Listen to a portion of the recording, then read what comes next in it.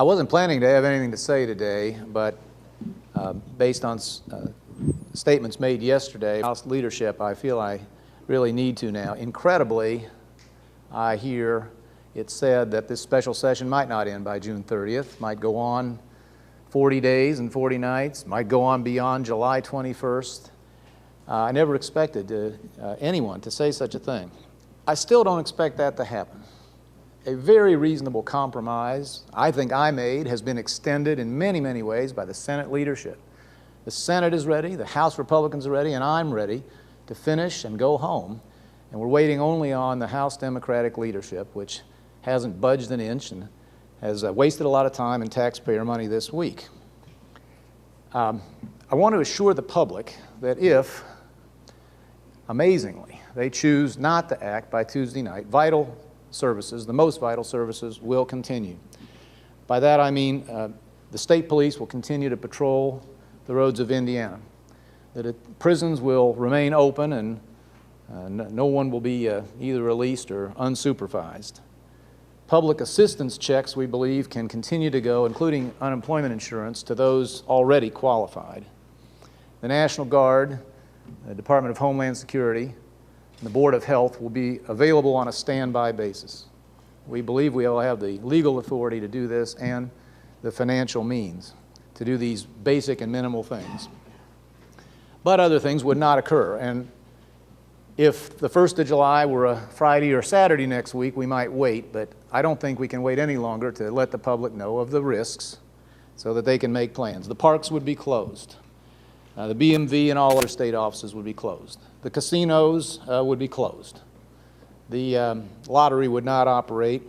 All state employees, aside from those directly related to public safety, as I outlined, would be furloughed. This would be an incredibly cruel and unfair result. And again, we appeal to the House Democratic leadership.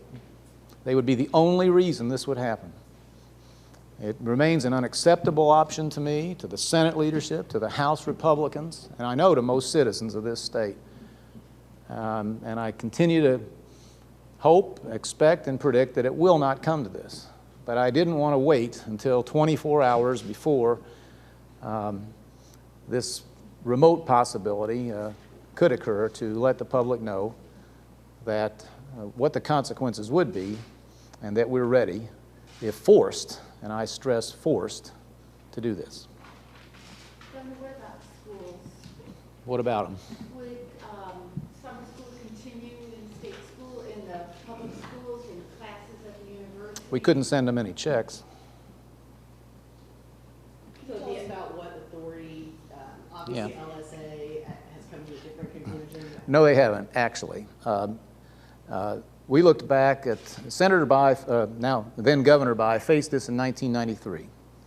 And we looked back at contingency plans they made, including an LSA decision at the time, or opinion at the time.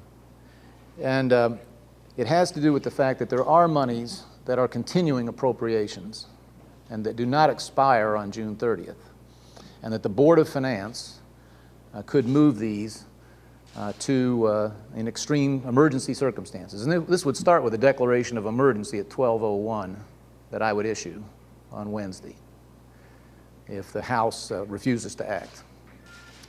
And we would be able to shift on a limited basis funds that are legal under continuing appropriations. What's being done in terms of telling BMV workers, other state workers, you may not be coming to work? That nothing had been done because I couldn't believe, and I still don't believe, that the House leadership would force this to happen.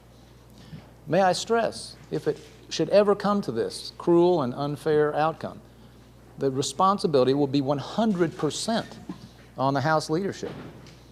And I just don't think I certainly know firsthand that many members of that caucus do not want this result. And in fact, do not want a budget that will bankrupt the state. But to my amazement, this whole week has been wasted along with many taxpayer dollars, and there hasn't, with a generous compromise sitting in front. That bill would pass. I'm completely convinced we know this. I think the Speaker is afraid to place that compromise before the House because it would pass and this would all be over. So I still expect a more positive outcome. But after I read saw what I saw last night, I realized that I may have misjudged, and it may well be that their leadership is willing to inflict this pain on Indiana. I appeal to them, please, let's don't do that. I just wanted to clarify, you said public assistance such as unemployment Yeah. would be for those already qualified. Yeah. So no one could apply for unemployment or food stamps? Right, under the law, only a state employee can declare someone eligible. What state employee, however, would be making those transfers of funds? The actual payments for unemployment and food stamps, for instance, are federal dollars. And we're simply not going to have people going without. We believe we can at least continue payments, which are in most cases electronic these days, to those who have been found eligible and deserving. I see there's a State Board of Finance meeting posted for Monday. Is that to put some of this in place? That would be a time at which the necessary emergency actions could be taken. What happens if the House sends you some form of budget late Tuesday? Would you rush to sign it, or would you have to put anything in place? They know what I'll sign and what I won't sign. I won't sign a budget that bankrupts Indiana and forces a big tax increase. I won't agree, as they suggested, to raiding teacher pension funds or highway trust funds. They know exactly where the lines are. Almost anything within those lines I'm willing to sign. And, but by the way, the Senate is equally firm that all sorts of compromises have already been offered and are possible within those very simple boundaries. But we've watched a week dithered away without a word of cooperation from the House. And now to hear that they might want to stick around well into July, I hardly know what to make of it, but it sort of forced us to say things and think and plan for things that we hope not to ever have to do. But just procedurally speaking, do you need to sign a budget before midnight on Tuesday? No, don't have to sign it, as I understand, before midnight. They have to pass it before midnight. I would sign it just as quickly, assuming it's acceptable, just as quickly as possible. I know it's more than a dangerous game, but is this a bargaining chip, do you think? Is there somehow that he's... You're asking me to psychoanalyze this? No, I can't comment. I don't know. Again, I've said all along, I can't imagine anyone would want to put the state in that position. I've said it's the unacceptable outcome. The Senate feels the same. House Republicans feel the same. And I think a majority of the House Democratic caucus feels the same. But to see this very revealing interview where it's clear this is not everyone's point of view left me astonished, but that's what persuaded me we ought to at least put in preparation steps to protect the public, and also to put the public on notice that, astonishingly, we can't promise them that this will not be forced on us. Why would the casinos close? They cannot operate without law enforcement on the site. We've checked with that's very clear.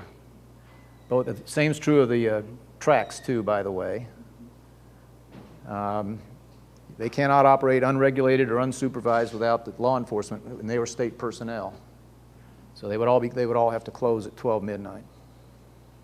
The same rules that allow the state police to operate would not allow the union agents to operate, particularly... I don't consider casino gambling essential to public safety. Back up to the process question.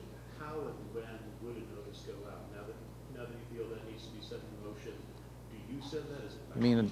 How are the agencies alerted? Well, I think, again, we might pattern it after the notice that was ready and waiting back in 1993.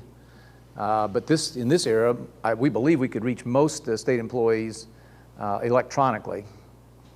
Haven't made any decision. Again, our fervent hope is that it never comes to this. We've done everything we know how to be reasonable and forthcoming. The Senate went further than we did, and I have said that's okay.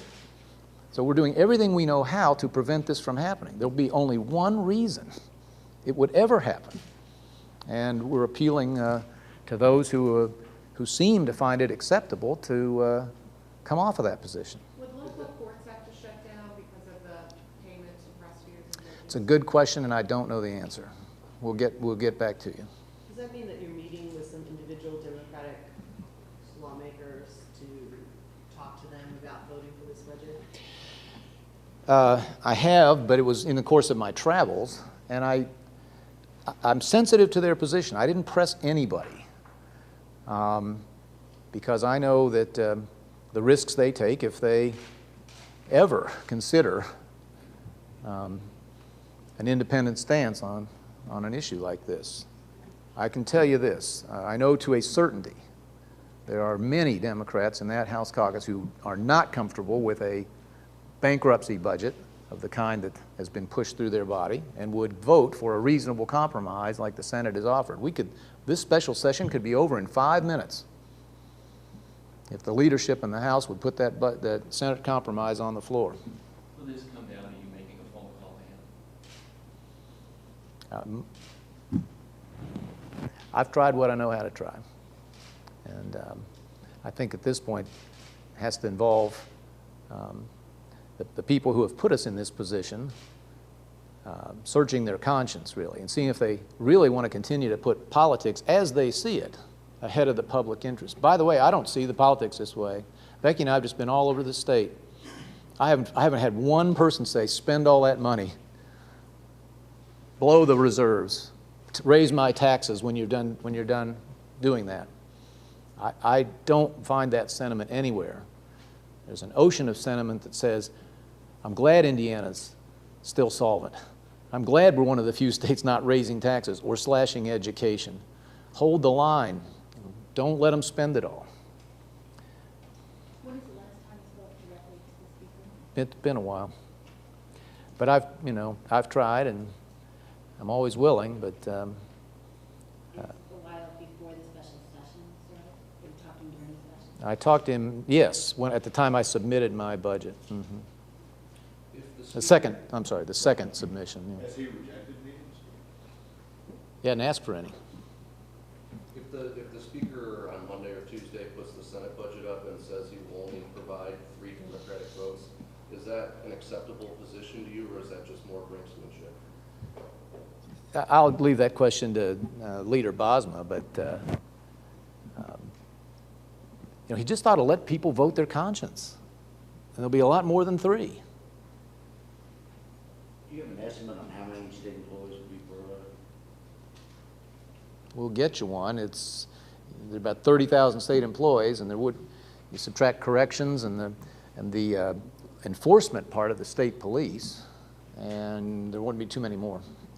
Can you go over again, or maybe your office provides a list of what would be considered emergency services?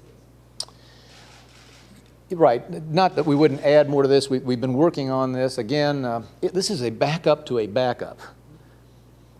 I didn't remind you, but I will now, that in addition to the Senate compromise, there is the continuing resolution. If the Speaker doesn't want to allow a vote on or agree to the Senate compromise, you can always pass that, and none of this will occur. So this is the third and last resort. And we may identify other things, but the ones that we've been able to identify so far, the things that I simply will not allow to lapse, are the protection of the public. That means the state police. That means Homeland Security, Board of Health, and National Guard on standby status. We believe under emergency powers we can call them into action if needed.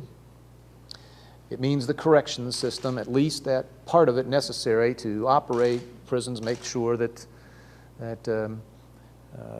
we have good security.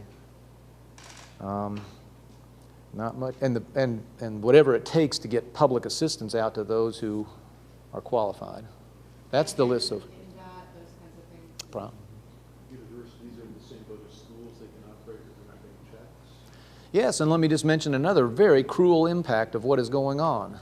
I ran into this in multiple places during my 12-town trip this week. You've got students who have no clue how much state assistance they'll have for their tuition next year. And some students aren't sure whether to enroll at school A or school B, or what other financial arrangements they might have to make. I mean, there is an enormous human cost to what's going on here. And it's bad enough they didn't finish in April. And we're still sitting here with the clock ticking and 100 hours to go. And then to talk about rolling this whole thing on into July is just unthinkable. And I never imagined anyone suggesting such a thing till last night's report. I'm sorry to keep coming back to this, but I want to make sure I'm clear. Does an email go out to furlough employees at 12:01, or is there some kind of email Monday or Tuesday saying, get ready for this possibility?